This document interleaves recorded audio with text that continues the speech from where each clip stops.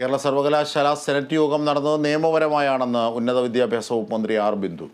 അക്കാര്യം സർവകലാശാലയുടെ ചട്ടങ്ങൾ പരിശോധിച്ചാൽ മനസ്സിലാകും. ഗവർണർ കേരളത്തിൻ്റെ നേട്ടങ്ങളെ ഇകഴ്ത്തി പറയുകയാണ്. ഉന്നത വിദ്യാഭ്യാസ രംഗത്ത് കേരളത്തിന് വളരാനുള്ള സാഹചര്യങ്ങൾ അടച്ചുകളയുകയാണ് ശ്രമമെന്നും മന്ത്രി ആരോപിച്ചു.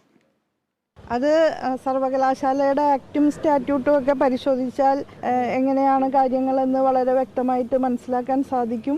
കേരളത്തിൻ്റെ താല്പര്യങ്ങൾ ഉയർത്തിപ്പിടിക്കുക എന്നുള്ളത് നമ്മുടെ ഉത്തരവാദിത്തമാണ്. കേരളത്തിൻ്റെ നേട്ടങ്ങളെ ഇകഴ്ത്തി പറയാൻ താല്പര്യം കാണിക്കുന്ന ആളുകൾ കേരളത്തോട് എത്രത്തോളം താല്പര്യമുള്ളവരാണ് എന്നുള്ളത് നമുക്ക് മനസ്സിലാവുമല്ലോ. നല്ലതുപോലെ പരിശോധിച്ചാൽ എല്ലാവർക്കും മനസ്സിലാവുന്ന കാര്യമാണ്.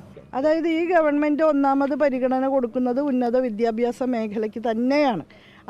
അതിൽ ക്രിയേറ്റീവായിട്ടുള്ള ഒരുപാട് ഇടപെടലുകൾ നടക്കുന്നു എന്ന് കണ്ടുകൊണ്ടാണ് ഇത്തരത്തിൽ അതിനെ ഇകഴ്ത്തി കാണിക്കാനും കേരളത്തിന് വളരാനുള്ള സാഹചര്യങ്ങൾ അടച്ചു കളയാനുമുള്ള ശ്രമം നടക്കുന്നത്.